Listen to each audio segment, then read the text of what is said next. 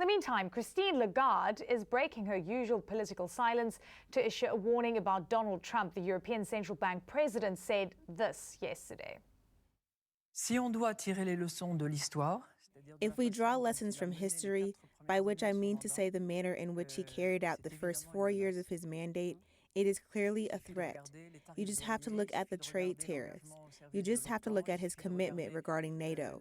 You just have to look at his attitude regarding the battle against climate change. Well, that comes as the Eurasia Group named the U.S. election as the world's top geopolitical risk in 2024. It says this year's race will be the biggest test for American democracy in 150 years. It's followed by the Middle East, Ukraine, AI, and growing alliances between Russia, Iran, and North Korea.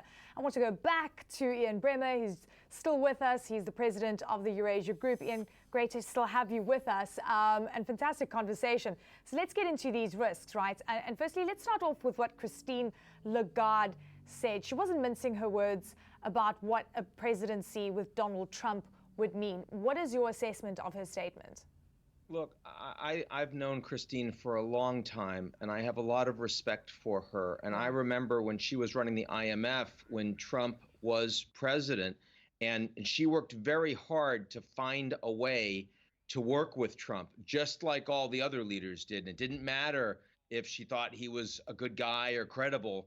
I remember she initially did it through Ivanka. And it ended up that the IMF was not hit hard by Trump the way a lot of other organizations were. But I tell you, what she's having to say right now publicly is what almost every major world leader I know that's an ally of the U.S. has been saying privately, but they won't say it publicly because they fear that they may have to work with them. So these concerns are not unusual at all. You'll hear them from the Japanese and from the Germans and from the Canadians and across the board. But no one wants to say it publicly, just like no CEO wants to say it publicly, just like no other Republican candidate other than Chris Christie, who got no support and just resigned, just pulled out of the race, suspended his campaign. This is the problem, of course. Everyone sees the risk, but almost no one wants to talk about it. Yeah, fascinating. She did it on a public platform. Look, in your risks for 2024, first you say that it's the U.S. versus itself, and you say the U.S. political system is more dysfunctional than any other advanced industrial democracy in 2024. The problem will get much worse. Can you explain what you meant by that? Sure. I mean, the U.S. economy, of course, is very strong, and its military is world-class. No one else is close. But politically, the United States is the only G7 country, the only advanced industrial democracy that cannot actually ensure a free and fair transfer of power that its people see as legitimate.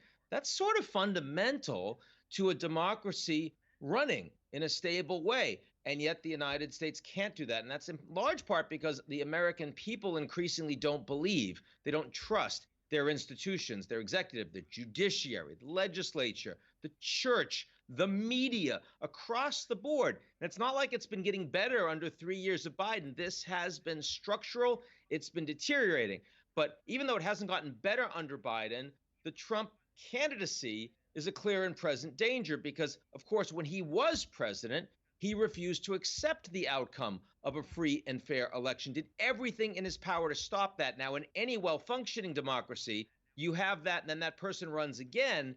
That reality would be the number one issue being discussed, the top issue of concern.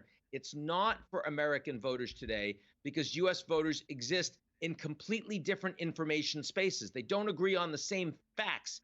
And in that regard, the U.S. and the Biden supporters versus the Trump supporters have as little in common politically today as Israel and Hamas or as the Russians and the Ukrainians. And that's a very dangerous place for a major democracy.